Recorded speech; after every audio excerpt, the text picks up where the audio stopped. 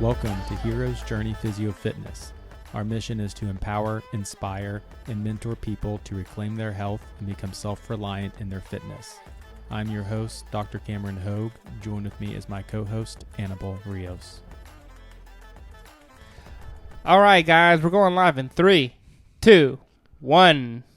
What's up, everybody? What's going on, people? You know what time it is. Look around you. Who do you see? Tell them right now about this podcast and to like and subscribe. Like and subscribe. Maybe someone who does not know about the podcast, right, Sure. Annabelle? Exactly. That'd be nice. That would be really nice. Annabelle, is there anything you want to confess to the people that we were talking about earlier today? Yeah. Do you guys know what the 3-2-1 principle is? Do you know what it is, Cam? Why don't you explain it for the audience? Back in the day, well, Many moons ago. yeah. Earlier this year. Just a few months ago, we talked about the 3-2-1 principle. Mm-hmm. What's that? Which we were, saying that if you're getting into fitness, a principle to follow is 3 days a week of doing some sort of resistance training, whether that's calisthenics, weight training, kettlebells, whatever. 2 days of cardio and 1 gram of protein per pound of body weight. Desired body weight. For those big boys out there. And we call that the 3-2-1 principle, that we try to ourselves incorporate into our workouts, into our nutrition, and things that we think would make life a little bit easier for those starting off. Yeah, I agree. So why? For some of us, you kind of skip. You go 3 and then 1. You kind of just forget about 2. Yeah, Annabelle hasn't been doing his cardio. It showed today. And he threw up after the workout this morning. Yeah. So we don't want that for you. No, we did a little 6 minutes of hell. What was that part of the workout? It was inspired by the CrossFit people. Not that we're against CrossFit people, but had some inspiration from them. Do you call them the CrossFit people? The CrossFitters. The CrossFitters. We did pull-ups / chin-ups, push-ups, and then kettlebell swings. 48-pound kettlebell swing. 2 minutes each. 2 minutes each for 6 minutes. As many as you can. Yep. And, what they like to call it AMRAP, Cam. AMRAP. AMRAP, yeah. All right. Today, we've got 10 ways to prevent injuries in the gym. Make it real easy for you guys. Just don't go to the gym. All right. Next episode. Well, so it's funny that you actually say that. So, in physical therapy, when people come in to see me, that is their mindset. They think that going to the gym avoidance is that going to the gym is actually how you hurt yourself. Therefore, I won't go to the gym so I don't hurt myself. Like, if I go run, I'm going to hurt my knee, so therefore I'm not going to go run. But you want to know the funny thing, Annabelle?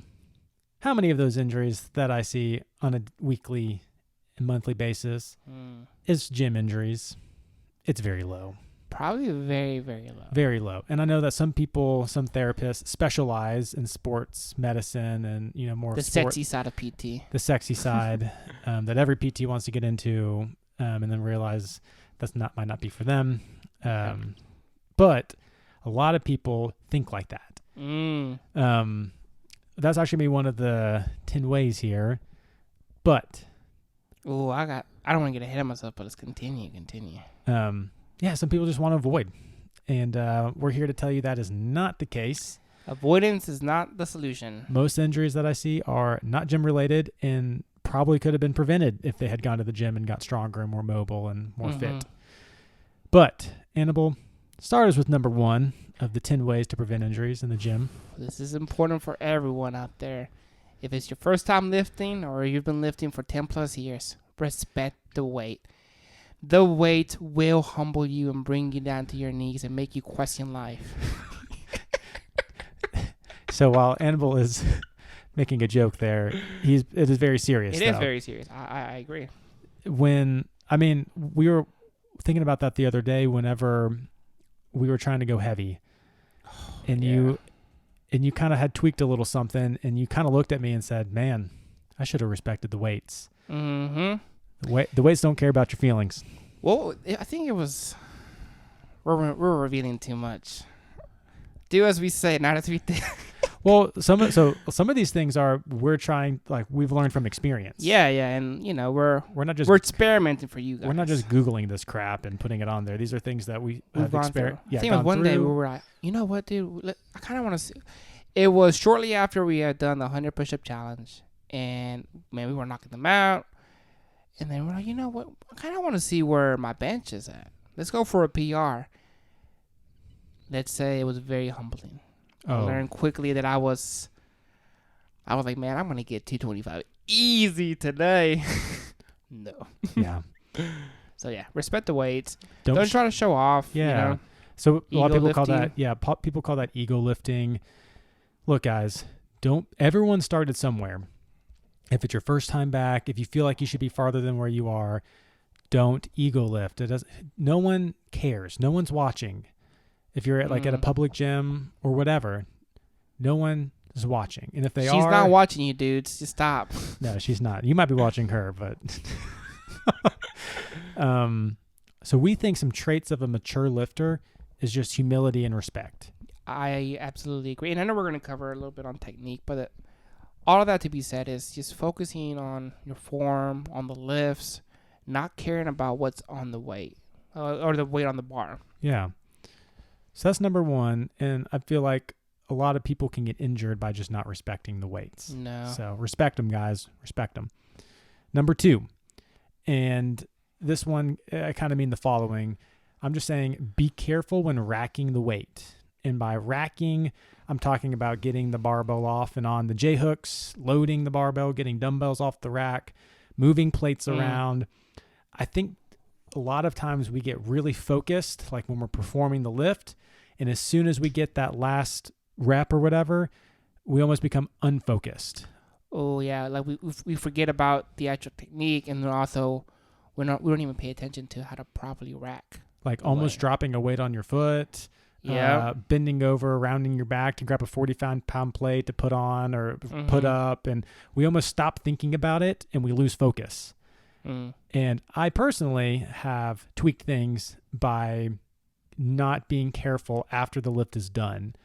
So one time with me, I was benching and I was rushing through. I didn't put the J-hooks at the right height. I wasn't focused, and I pushed too hard with my right hand versus my left. So was it one of those where it was like a little too high, that the hook was a little too high for you, so you had to... It might actually, I think it was too low on this occasion. But I pushed too hard with my right because I wasn't thinking, trying to get in, and tweaked my shoulder pretty good. And it kind of stopped me from being able to finish my bench that day. It got better in like a week or so with a little peace, love, and thunder. But came back with thunder. But I wasn't focused. Yeah. And I feel like many a times you can injure yourself when you're not even lifting. It's just the stuff that happens in between. And I'm not saying you can't talk to people in the gym, but when you are getting near the weights, racking and unracking is very, very important. Yeah, don't lose that mental focus. Anytime you touch the weight, you should be focused, whether you're loading or performing the lift. Yeah, and make sure the safety pins are properly set up. Please. So, Annabelle, do you want to share when you kind of tweaked you don't have to. No, it's funny now. I don't know. Man, it was back in the day. This is probably earlier this year or last year? I can't. No, this was last year. Was it last year? Oh, yeah. Wow. Squat was going up. I'm like, man, I'm going to get 4 or 5. It's easy. And then I was humbled by the bots. There was this bots. We had a plyometric box. Bots. It was too close to the rack. To the rack and to the what's it called, the pins. So, the first few warm-up sets we were going through, no problem. You know what? I'm skilled at squatting. I'm not gonna hit it. Yeah. We got to the work set. So what Anvil is also saying is we didn't set the pins at the right height. Yep, pins. Which if you fail a rep and the weight has to go down, the pins will catch it. So we didn't set those up. We didn't move the box. Annabelle squatted down, hit the box, tried to dump the weight backwards, but the hooks weren't, or the pins weren't there. I tried to dump it forward and backwards. At the end of the day, I just kind of fell. And he just fell, and it really hurt his neck. So he's lucky that there was nothing too serious that occurred. We had to do a little physical therapy with him. Luckily, we have a PT on site, so that solved everything. But that being said... Oh, yeah, maybe check your surroundings, too. check your surroundings, be careful. Whenever you're around or touching the weights. So some traits of a mature lifter we think is intentionality and just not losing focus. Yes. All right. What's number 3, Annabelle? Man, these stories are funny. Some hard-earned wisdom right here, guys. Yeah, You're welcome. Yeah. Some pain involved. Yeah. The next one is the resilient versus fragile mindset. Yeah. Essentially, if you think you can't do it, you're not going to do it. Yes. So this is the one where when you brought up is people thinking they're going to get injured going to the gym. I don't ever think about that. I don't think you should ever think or expect that you will get injured going to the gym. I think that is a horrible mindset to have, because if you think that way, it will happen. Yeah. There's actually this proverb that says, "For as he thinketh in his heart, so he is." How you think will dictate what you will become, or what you think, or what you will be. So don't think that this is don't think that the body is super fragile, and don't think that you're gonna get hurt. Yeah, and I'm kind of even going back to what we were saying initially, is that the gym is actually going to be your solution for a lot of these physical ailments. And don't be afraid of working out. Don't be afraid of you getting injured. And this is a saying that I like. It's can't remember where I read it. It's pretty much the obstacle is the way. What do you mean by that? Like, you have to go through the thing to help you get to where you want to go. So don't see it as something that's going to hold you back or hurt you or prevent you from doing the things you really want to do. It's actually the opposite. It's what's going to help you grow and get to where you want to go. So one of my good friends he was a personal trainer, and now he's a strength coach at a college. And I had asked him, I was like, well, because we played college baseball together, so I kind of knew his workout routine, and he was really, really skinny. And then he went back to Canada, started all this stuff. And when I saw him again, a few years later, dude, he's big now. He was a big boy. He was jacked. And I was like, well, how long have you been consistently working out? And he's like, well, pretty much since senior year of college and after. And I was like, have you gotten hurt? Have you had any setbacks? And he literally said, I don't think about it like that. He's like, if I don't think about going to the gym to get hurt, and I haven't been hurt. And guys, this isn't saying you're not going to have little pains and tweaks and little aches. Yeah. And you can potentially hurt yourself, obviously. We talked about that study a couple weeks ago about the 100 participation hours in these sports, some being Olympic lifting, gym lifting. And while those are very, very low, there's still the possibility. Yeah. But he didn't think that way. He's like, no, man, I didn't. That. It almost makes me think about the whole growth mindset. Let's say that you do. Okay, we'll learn from that. We learn, move the boxes out of the way, set the pins better, be more focused whenever we're doing a squat or any lift. Just learn from it. If you do happen to, for whatever reason, get hurt. And a lot of times fear prevents action, if you think about it like that. And without action, you'll never achieve your goals. If you're wanting to lose weight, if you're wanting to get in shape, even if you're wanting to get out of injury, in PT, we do exercise. Now, it's not like we're trying to lift a bunch of weights. We're trying to do more correctional things so that they can go lift weights. But the whole time, we're having them stretch and exercise. You have to have some sort of action. And a lot of the times, what I'm doing with clients is actually, we're just talking. I'm giving them the confidence that they need. And it's psychological. It is. So last thing on that is just the body and mind are very resilient. Let me say that again. The body and mind are very resilient, and we should never underestimate the power of the mind. No, it's powerful. For as he thinketh in his heart, so he is. All right. What's number 4, Annabelle? The dichotomy between too easy and pushing yourself too hard. This one's a tough one. It is. Because there's no quote unquote right way on this. It's so individualized, and you have to experience this one. You have to be honest with yourself too. Because sometimes you're not pushing yourself hard enough. And then sometimes you're pushing yourself too hard. So I think we said this a couple episodes ago. Just because you could doesn't mean you should. Yeah. So just because you could run 3 miles and you haven't done that in 5 years doesn't mean you should go run 3 miles. Yeah. But There's again, also a little bit of ego in there, like we talked about. You're not respecting the exercise that you're doing. absolutely. So the going too easy, we know that's not going to produce results. No. Like you're not giving your body enough stimulus. Progressive overload. Again, is there less of a chance of injury? Sure, because you're not going near your potential. We do know pushing yourself will produce results, but there can be, not always, there can be a little bit higher chance of injury because you are pushing closer to that ceiling of what you're capable of. I would even say take away the injuries from it, but are you going so hard that, let's say you go hard on Monday, and now you can't do anything else for the rest of the week? What good is that? Like the weekend warriors? Like weekend warriors. You go so hard Saturday, maybe Sunday, and then Monday and Friday you're recovering. You're done. You're done.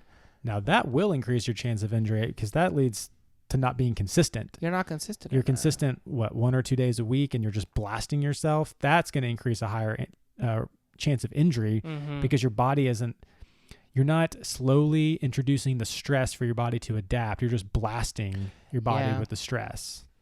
So you do want to push yourself, but it's about finding that balance, and only you'll know what that is for yourself. And another thing with this too is Annabelle and I really like this guy named David Goggins. If you don't know who he is, doesn't matter. But a lot of you might know who he is. And his message is very similar to this. He wants people to push themselves to beyond what they're capable of. But even Goggins doesn't go full send, full blast every day. He's been known to say he does something every day, but those are like active recovery days. And that for him. And if you were to hear what it is, you're like, that's too much. But that's for him, that's his active recovery. Yours is going to be a little bit different. And it's not to say you can't get there. And he's not, he has said multiple times, like, don't do what I do. Like, do what you can do, but just push yourself. But know that the body has to recover. And he does have active recovery days. Because if you don't have recovery days or active recovery days, injuries can occur when we overstress our bodies by pushing too hard too often. So too hard too often can lead to those overuse injuries, tendinitis, some joint pain, inflammation, without proper recovery and or, going back to peace, love, and thunder, those things can become into a subacute or chronic issue if you're not managing them well. Yep. So find that dichotomy for you. Yeah, if it's your first time, probably you want to go a little bit easier than you think. That's true. At first. Just to kind of gauge where you're at. And then you can think, okay, that was way too easy. So next workout, I can go a little bit harder. And then until you find that spot. Right. And then you find your current limit or that sweet spot, and then you slowly try to push it forward. And here's a good point, too. The longer you do that, too, the stronger you get, the more mobile you get, the more resilient you'll be to injuries to where you can start to find, how hard you can push yourself because your body will be stronger and more resilient to having injuries or even overuse injuries. What are you laughing at, Annabelle? Nothing. I just looked over there and I forgot you're shirtless. Oh. Yeah, we're doing this podcast shirtless today. Sorry, continue. All right. Anything else on the dichotomy between too easy and too hard? No, I think this is so important from both sides. If you go too hard, you're going to burn out. But if you go so easy, you're not going to see results, and then you're going to get frustrated. It's not going to be challenging. You're like, this is boring, whatever. Right. So this is really important. That's one count. Number 5 is we need to build the skill before adding weight. So what we mean by that is technique. Mm-hmm. If there's some flaw in the technique, as the weight gets more heavier or the reps start to increase, it's going to start to expose that. At some weight, whatever that weight might be, it is going to start to expose the chink in the armor. Where's the weakest point? Yeah, because you can get away with a lot when the weight's light. Yeah. Because you're strong enough at that point. So, my technique's off, so whatever. But once it starts getting heavy, you can't get away with that. You need to start. That's when you start maybe, oh, man, I tweaked this, tweaked that. What's going on? So, one, we say respect the weight. Right. And focus in those early sessions that you're doing, work on your technique. Absolutely. And think about it this way. A house built on the sand won't last. It'll last for a little bit, but the house built on the rock will stand. Mm-hmm. Even if it takes a little longer, even if it's not as quick, in the long run, consistency. Yeah, like what's the rush? What is the rush? Like that's so hard though, because I wanted the quick. We all do. I wanted it to be jacked right away in 3 months, and I was this was, I guess, high school, maybe even college years. We've talked about this. My form on bench was trash, and because I was like how I was driving down and holding the barbell was wrong, and it limited me when I got to a certain weight. I think when I got to like 185 pounds, like it was hurting so bad I couldn't do any more, and I was done for a couple of days because my wrist hurt so bad. Yep. So while I was like progressing really quick until you got to that weight where it exposed the fact that you were doing something wrong. Yeah. The weights will humble you. They'll show you They your will. weakness. So what we're talking about is start light, build the skill, start to push yourself. And this leads into number 6, which is warm up. Guys, especially the guys in here, do some sort of warm up. Please do not go up to the bar and immediately put whatever your work set's going to be. Don't do that. Do some sort of dynamic warm up, whether that's on the treadmill, rower, some sort of like walking lunges, push-ups, Depending on what you're doing that day. Whatever you're doing. We've had a whole episode on stretching and all that kind of stuff. But a big key, something that I think everyone can take away this episode is, let's just say you're going to bench press 100 pounds. If that's even after you did your dynamic warm up and the blood's flowing, temperature, your body temperature is increasing, I still wouldn't put 100 pounds on the barbell. I would start with the barbell. And what that can do too is not only are you getting warm in that movement pattern, but you're also working on your technique. Yep. Let me make sure everything's set right. Let me make sure my wrists are in a good position, my width, like how I'm squeezing my shoulder blades back. Let me make sure all this your vision, all these little things. Make sure and then you're working the technique as you build up to that heavy set. Yeah. I think that's something that we really got from the powerlifters. Yes. They're really big on that. And a lot of the times they can only do a couple exercises a workout because they are so intentional with their warm up and the rest and the sets and all that kind of stuff, where you can't blow through 10 exercises in a workout. No. Like you might only get 3 to 4, sometimes 2. But we're not saying everyone has to do just 2 exercises in a workout or something like that. But what we are saying is don't rush these things. No, especially if you're doing one of the big lifts. Right. Big 4. So do some sort of warm up before the workout and then before the exercise.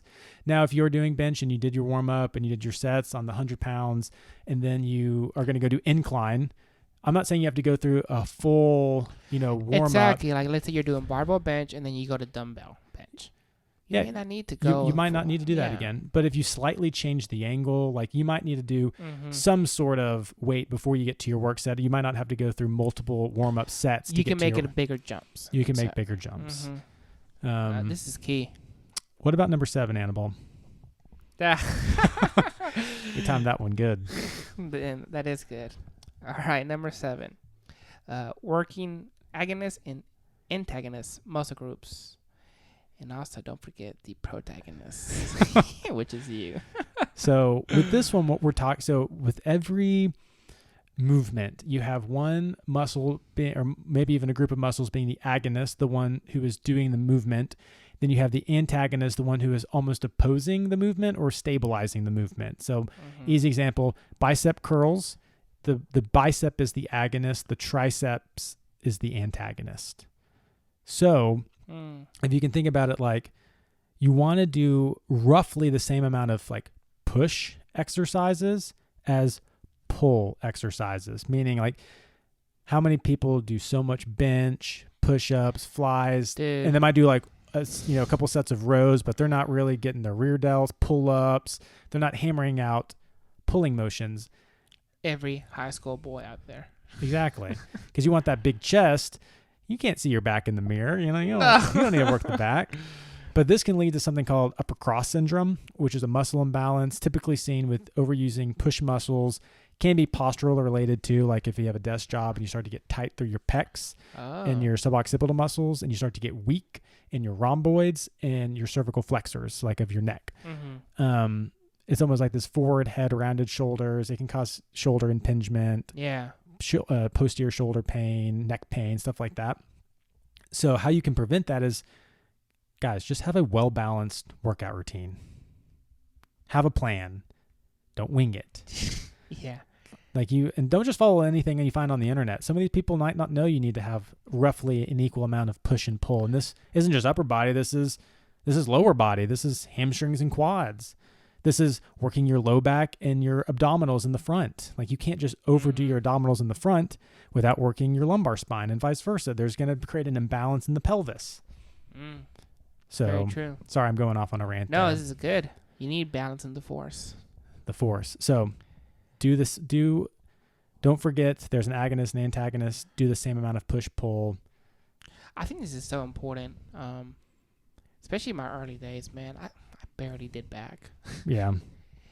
And the other thing we're talking about is we want to help people avoid injuries or limit them. Yep. And it's going to be key. If you're just primarily focused on one muscle group and not the supporting one, then you're going to you're exposing yourself to more injuries. And I didn't even want to get into the fact that there's different planes, like, of movement, like the rotational plane, the frontal plane, the sagittal plane. That's not even bringing those into consideration. So, so running is you're going forward. So it is like squat up and down, and then like lunges, and then like doing things like that. Yeah, like a forward lunge versus a side lunge. Mm-hmm. Like, one's working one plane, one's working the other plane. Twisting, like a Russian twist or some sort of like Palov press or band chop, that works the transverse plane. So we want to be strong in like all the different planes, but a lot of times we just work in, we call it the sagittal plane, or like this forward moving plane, and that can create muscle imbalances. A good workout routine will have all these things accounted for, not just working one plane. So, but that gets a little bit into the weeds. Right now we're just talking about make sure you have at least enough push and pull exercises. Yes. This next one's a big one for me. This one has really helped me. So, and I've seen it work for patients too. Yeah. Don't avoid the overhead press. The overhead press for shoulder strength will greatly reduce risk of injury. I've had some shoulder stuff. I played a lot of years of baseball. I'm sure there's some stuff, janked up stuff going on under the hood. And I would have like this dull, achy pain in my shoulder. So especially when right shoulder? My right shoulder, my throwing shoulder. And especially when I did like that year of just endurance stuff, like just so much cardio, my shoulder would just ache. And as soon as take that back. So I started working out more. I was like, I loved running. I know that I need the 3-2-1 principle. I know I need these things. So I started working out, and it was helping, but it didn't go away until I started doing overhead press. Like, I don't have it anymore. And as long as I do overhead press, my shoulder feels like $1 million. Why? Why is that, Doc? So I have a few theories, and I do this with my patients, and I think I get really good outcomes in the shoulder because I incorporate... Aren't you Mr. Shoulder? Well, we don't talk about that. We don't talk about that. Yeah. But he knows what he's talking about. I think one reason is because I do get people to go overhead. A lot of people avoid this because sometimes doctors tell them, don't lift anything 10 pounds over your head. You're going to hurt the whole avoidance is a solution. Right. Mm-hmm. So one thing that I really think that is great about the overhead press, number one, you are getting weight over your head, which is super important, but you're also incorporating the deltoids and the rotator cuff to work together in the scapula to kind of, so the scapula needs to be able to upwardly rotate. The humerus or the glenohumeral joint needs to be able to extend or flex and extend overhead. And then you have the stability of the rotator cuff that keeps the ball and socket aligned. You don't really get that too much, or you're getting it partial, like you're getting the full range of motion, like lateral raises, front raises, all these different things are great, but you're not taking that joint through the full range and getting all the muscles, the scapula, the shoulder, the rotator cuff. You're not getting all that. And the whole point of being overhead most people are weak there. Yeah. And this is going to prevent so many injuries because a lot of people tweak their shoulder by when it's over your head and you're trying to lift something or blah, blah, blah. I notice such a big difference when I incorporate it too. You know, that throwing arm, man, something about it's always kind of like tweaking or aching. Mm-hmm. It helps it so much. And Now, if you were an overhead athlete, why would you not do an overhead press? Like, why not? Like, it sounds so simple. now looking back, you're like, man, I really should have been done a lot instead of all these Like- band exercises and all these other. And those are things. great. Yeah. Those are fine.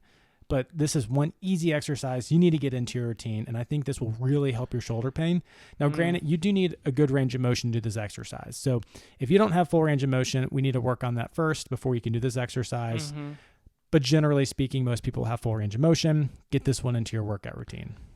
Now, sidebar. Okay. It's been widely debated, especially for athletes. Incline bench or overhead press? Oh. Can we say both? If I had to pick, I'd pick overhead press. Yeah, I would say both, but if you had to pick one. If I had to pick one, I think the overhead press is so important. I'm sold on it. Yeah. So, and it doesn't have to be barbell. It can be dumbbell, seated, standing. I don't care. But I'm sold on this exercise. Love it. Yeah.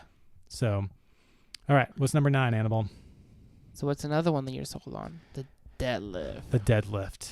Guys, we've done an entire episode on this. I think that was episode 13. We'll put in the show notes. Check that one out. This one's people avoid this exercise, but I'm just going to say, I don't think there's any other exercise that strengthens the low back and posterior chain better than the deadlift. Hands down. Yeah, it's the best. So again, doing all that cardio stuff, my low back was weak. Core was weak. And it would get tweaked a lot. Like, so one time I tripped, I stubbed my toe and tweaked my back. Or I was, what was that? We were moving some furniture and I tweaked my back. And, knock on wood, since I've been consistently deadlifting, other than little tweaks here and there when you're actually lifting that go away in a day or so, Yeah. I haven't actually hurt my back where I'm in pain for multiple weeks in over 2 years. And I was having multiple tweaks of 1 to 2 weeks of pain multiple times a year until I started deadlifting. Because I'd never done it. I didn't do that movement pattern. You get weak there, and you think you're strong because you're doing so much running, but you're really not because you're not actually working your back muscles and that pattern. I'm huge on this exercise. I mean, how many times do you bend over, pick something up? Oh, so many times. So many times. So you got to be strong in that. So we're not going to belabor the point on the deadlift. Check out episode 13. Yeah. Then avoided. Yeah. Get into that routine. Mm-hmm. What's the last one, Doc? Okay. Last one that I really think will help avoid getting injured in the gym is some mobility, guys. We need some mobility in our life. We talked about in episode 2, there's the 10 aspects of fitness. Mobility and flexibility was one of them. And essentially what we said on that was it's the ability to maximize the range of motion of a joint or multiple joints. So, few tips here. Do yoga. Do yoga a couple times a week. I'm actually considering starting to add that into my routine. What Annabelle and I typically do is we do some mobility or yoga poses as a cool down at the end of each training session.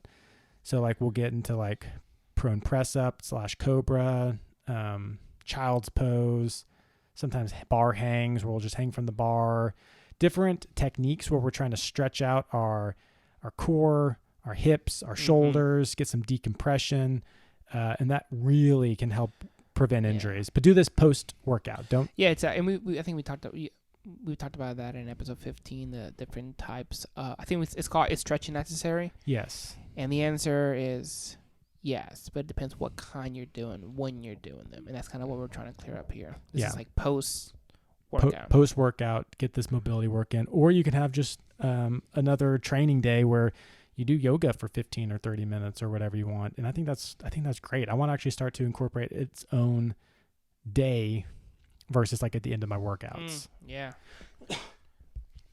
Those are our 10. Annabelle, do you want to kind of just briefly read through the 10 before we close it up here? Yeah, I do a quick recap for the listeners out there. So number 1, always respect the weight. Another one is be careful when you're racking the weight and also check your surroundings. And having a resilient mindset over a fragile one. The dichotomy between too easy and pushing yourself too hard. Make sure you know what the right balance is for you. Make sure you build your skill before you add more weight to the bar. Technique's important. And then having a proper warm-up before your lift. So whether that's dynamic, whether that's just going through the actual movement pattern that you're going to be doing. And then make sure that you're also working out the agonist and antagonist muscle groups equally. Don't focus on one or the other. And as Annabelle said, you're the protagonist. You're the protagonist. And the next two, do not avoid overhead press and deadlifts. They are the solution. Not the issue. Not the issue. Last one, mobility. This is, I think, more so post-workout, make sure you incorporate that into your routine. It doesn't have to be anything too long, just 5-10 minutes after a workout, something quick. And yeah, I think those were the 10. The 10. What we really want for people, because that's a lot. There can be a lot there, and it's like, how can I incorporate 2 more exercises and do yoga and or do this cool down and do all these different things? Guys, just our challenge to you is just to pick one. Yes. Just pick one. Next workout, start to incorporate it. And hopefully, week after week, month after month, you might have all 10 of these built into either your routine or mindset. And I really do think this will decrease the percentage of injuries out there if you can kind of take these 10 things into consideration. No, I think it will. I hope a lot of people. Anything else you got, Annabelle? No, just, don't see these things as obstacles. They're going to stop you. They're the solution. Yes. I think that's key. I think that's all I have, Doc. Sweet. What about you? No, just remember that you are human. We should not seek perfection, but just daily improvement. All right. See you guys. See you guys.